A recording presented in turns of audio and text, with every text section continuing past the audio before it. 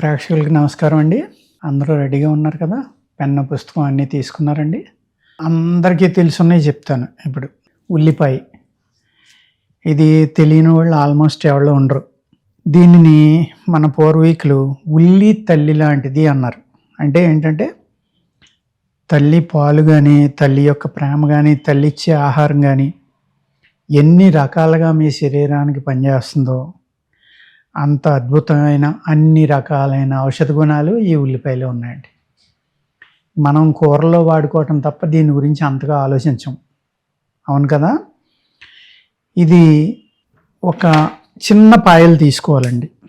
Okay, ఈ size తీసుకోండి. ఇది ఊరికే అల్లం ముక్క మీకు సైజు కోసం చూపిస్తున్నాను. ఈ సైజు ఉల్లిపాయలు చిన్నవి తీసుకోండి. తీసుకుని ఏం చేస్తారంటే, వాటిని జాగ్రత్తగా కడిగేసి తొక్క వలవండి.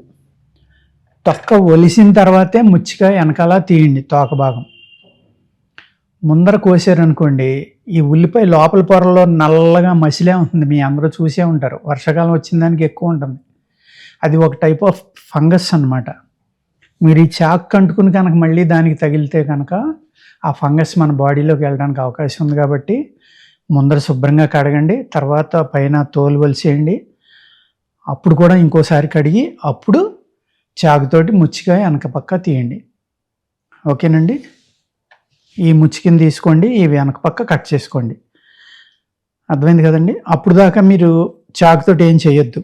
ఆ చిన్న ఉల్లిపాయను తీసుకుని మీరు వాటిని జాగ్రత్తగా ఒలుసుకుని దాన్ని మంచి సూది తీసుకుని బెజ్జాలు పెట్టండి. వాటికి ఒక 7-8 బెజ్జాలు పెట్టండి, హోల్స్ పెట్టిన తర్వాత మంచి వెనిగర్ తీసుకోండి.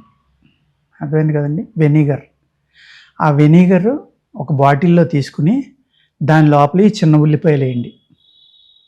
వేయడం వల్ల ఈ స్లోగా అందులో ఊరతాయి. ఆ ఉల్లిలో ఉన్న ఘాటు అనేది తగ్గిపోతుంది. ఉల్లికి శుద్ధి అనేది వెనిగర్ అండి. అర్థమైంది కదా. ఉల్లిపాయ కూడా శుద్ధి చేసుకోవాలని అడగొచ్చు మీరు. 100% ముక్కలు కనుక ఒక్కసారి వెనిగర్ నీళ్ళు వేసి తీసుకుంటే ఆ ఘాటు తగ్గుతుంది. ఈ ఉల్లిపాయలో మన బ్రెయిన్ ఏదైతే ఉందో, అంటే బుద్ధి తగ్గించడానికి అవకాశం ఉందండి. అంటే మన తెలివితేటలు తగ్గడానికి ఆస్కారం ఉంది ఉల్లి ఎక్కువగా తినటం వల్ల. అదే వెనిగర్లో ఒక్కసారి ఆ వెనిగర్ నీళ్ళలో కానీ వెనిగర్లో కానీ కడిగేశారనుకోండి ఒకసారి, లేదా నీళ్ళలో వేసి తీసేసినా సరిపోతుంది. డైరెక్ట్గా కూరలో వేసుకోవచ్చు, కడగాల్సిన పని కూడా ఉండదు. ఆటోమేటిక్గా ఆ ఉల్లిలో ఉన్న సైడ్ ఎఫెక్ట్ అనేది పోతుందండి. ఏదైతే బుద్ధి మాన్యం అవుతుందో, వాతం చేస్తుందో పొట్టకే, ఆ గుణాలు పోతాయి అన్నమాట. ఘాటు కూడా తగ్గుతుందండి. ఇది ఏదైతే మీరు వెనిగర్లో ఈ చిన్న పాయల్ని నానబెట్టుకున్నారో ఒక 3 to 5 days తర్వాత అది వాడుకోవటం మొదలుపెట్టండి. మీరు ఆ వెనిగర్లోంచి తీయకుండా ఉంటే చాలా రోజులు ఉంటుంది. పాడవకుండా చూసుకోండి. ఏదైనా ఫంగస్ లాంటిది ఏర్పడితే వెనిగర్ మార్చేసుకోండి మళ్ళీ, అనుమానం ఉంటే. లేదంటే బాటిల్ జాగ్రత్తగా మూత పెట్టి చీకట్లో పెట్టుకుంటే చాలా రోజుల వరకు ఇవి ఉంటాయి. ఎన్నాళ్ళు ఉంటుందనేది మీరు వాడిన దాన్ని బట్టి ఉంటుందండి. మీరు ఏ ప్లేస్లో పెట్టారో ప్లేస్ని బట్టి కూడా మూత టైట్గా వేసుకోవాలి. ఇది చిన్నపిల్లలకి ఎంత అద్భుతంగా పనిచేస్తుందంటే పెద్దోళ్ళు కూడా తినొచ్చు. పిల్లల ఆరోగ్యం గురించి ఎందుకు చెప్తున్నానంటే, ఇది వర్షాకాలం కదండి, కొంచెం అజిత్గా ఉంటారు. శ్లేష్మం పెరగడం, వాతం పెరగడం వల్ల భోజనం చేసేటప్పుడు ఉదయం 1, సాయంత్రం 1 కానీ వాళ్ళ వయసుని బట్టి, బాడీ వెయిట్ని బట్టి 2-3 దాకా తినొచ్చు పెద్దోళ్ళు చిన్నోళ్ళు కూడా. అది రైస్ తోటి పాటు తింటాం, లేకపోతే అది అన్నం తింటా, కూర తింటా, ఇది మధ్య మధ్యన కొరుకు తింటాం, నార్త్ ఇండియాలో ఎక్కువ ఉల్లిపాయలు తింటాం చూస్తాం మనం. ఆ విధంగా మన పిల్లలకి అలవాటు చేయండి. వాళ్ళకి పొట్టకి సంబంధించిన వ్యాధులు అనేది ఎప్పుడూ రావండి. అంత ఫ్రెష్గా ఉంటుంది వాళ్ళకి. ఇంట్రెస్టేజ్ కానీ ఇంకోటి కానీ చక్కగా ఆకలి అవుతుంది, బ్రహ్మాండంగా భోంచేస్తారు, అరుగుదల బాగుంటుంది. అలాగే గుడ్ బ్యాక్టీరియా, గట్లో ఏ గుడ్ బ్యాక్టీరియా మీరు కావాలనుకుంటారో ఆ బ్యాక్టీరియా కూడా ఫామ్ అవుతుంది. ఎందుకంటే వెనిగర్ ఉంది కదండి అందులో, అందుకనమాట. ఆ వెనిగర్ని ఇది అబ్జర్వ్ చేసుకుంటుంది కదా, అందుకు. ఇది ఉల్లిపాయని మీరు పిల్లలకి పెట్టుకోవచ్చు, పెద్దలు తినొచ్చు. అర్థమైంది కదండి. పెద్దవాళ్ళు అయితే రోజు ఒక 2-3 దాకా తినండి, 4 దాకా, ఉదయం 2, సాయంత్రం 2 కూడా తినొచ్చు. అతిగా తినొద్దు, మధ్య మధ్యన మానేస్తూ ఉండొచ్చు. ఒక 20 రోజులు 15 రోజులు తిన్నారనుకోండి, ఒక 10-15 రోజులు గ్యాప్ ఇవ్వండి. ఏదైనా కూడా మంచిదని కంటిన్యూ చేయొద్దండి, ఏది కూడా.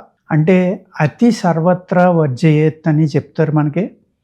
అతిగా తింటే అమృతం కూడా విషం కింద అవుతుందని కూడా చెప్తారు మనకి.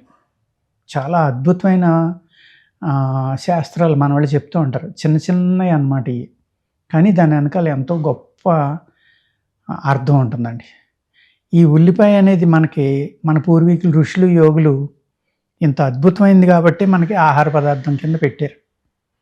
మెడిసిన్గా పనిచేస్తుంది, ఇలాగ పనిచేస్తుంది. ఇదే ఉల్లిపాయని మీరు చాకు తీసుకుని చెరిసకం కోసేసారనుకోండి 2 బద్దల కింద, ఆ లోపల భాగం ఏదైతే ఉందో ఆ లోపలి భాగం మీద కొద్దిగా సున్నం పొడి, రాతి సున్నం కానీ గొల్ల సున్నం కానీ ఏదైనా సరే, లైమ్ పౌడర్ జిమ్మి, దాంతో పామితే మీకు తేలు కుట్టిన చోట కానీ, కందిరెక్కు కుట్టింది కానీ, తేనెటెక్కు కుట్టింది కానీ, జెర్రి విషం కానీ, అలాగే పాము విషం కూడా ఇమ్మీడియట్గా బాడీలోకి పాకకుండా ఆపటానికి చాలా బాగా పనిచేస్తుందండి.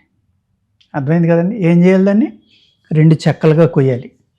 కోసిన తర్వాత ఆ లోపల వైపున ఏదైతే ఉందో అక్కడ సున్నం జిమ్మి దాంతో అక్కడ పావండి కాసేపు.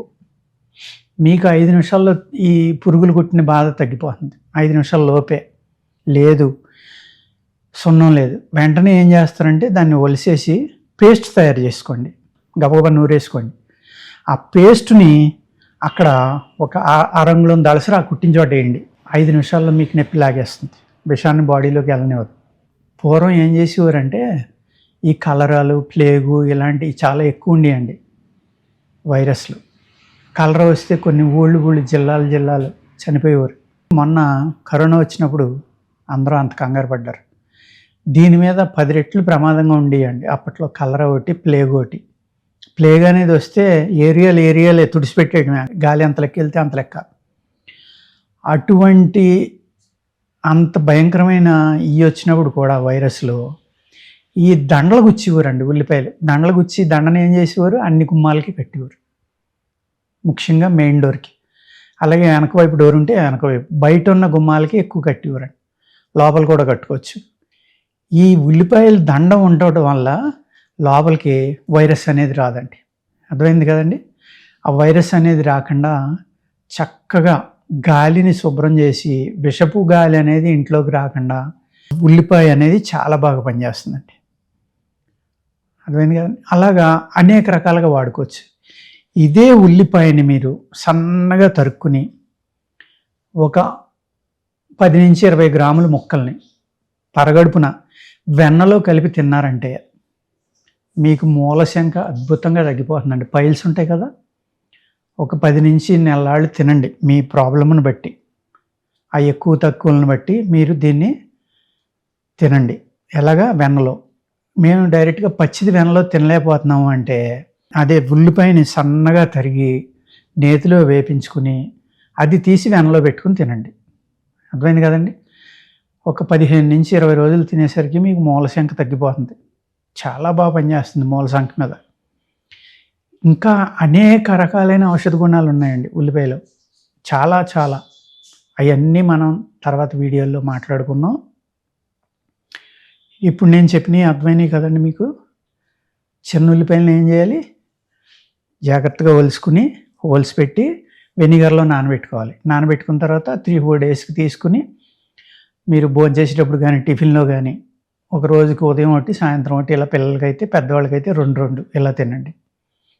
తింటే ఏమవుతుందండి, మీ పొట్టలో ఉన్న వాతం ఏదైతే ఉందో అవన్నీ పోయి జీర్ణశక్తి పెరిగి మంచి క్లీన్గా ఉండి మీకు అద్భుతమైన బ్యాక్టీరియా డెవలప్ అయ్యి చక్కగా మీ కడుపు అనేది చల్లగా ఉంటుందండి.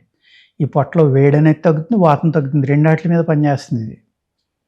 అదేవిధంగా దాన్ని చక్రం కోసిన తర్వాత ఏం చేయమన్నానండి, దానిపైన సున్నం పౌడర్ కొద్దిగా జిమ్మి, సున్నం పౌడర్ ఉన్నంత లెక్క మీకు తేలు కానీ, లేకపోతే తేనెటెక్కు కానీ, జెర్రి కానీ, కందిరెక్కు కానీ ఏది కుట్టినా సరే అక్కడ పామితే ఆ పెయిన్ ఇమ్మీడియట్గా మీకు తగ్గిపోతుందండి. అదేవిధంగా సన్నగా తరుక్కుని వాటిని వెన్నపోస్తోటి తిన్నా, లేక పచ్చి వెన్నలో కలుపుకొని తినలేకపోతున్నాం అంటే నేతిలో వేపించుకుని వాటిని వెన్నలో పెట్టుకుని తిన్నా మీకు మూల వ్యాధి, అంటే మనం పైల్స్ అంటాం కదండి, భావశ్రీ అంటారు చాలామంది, ఇది చాలా చక్కగా తగ్గిపోతుంది అన్నమాట. సింపుల్ రెమెడీలు ఇవన్నీ కూడా మీ ఇంట్లో చాలా హ్యాపీగా చేసుకుని మీరు హ్యాపీగా ఉండొచ్చు. అర్థమైంది కదండి. నమస్కారం అండి.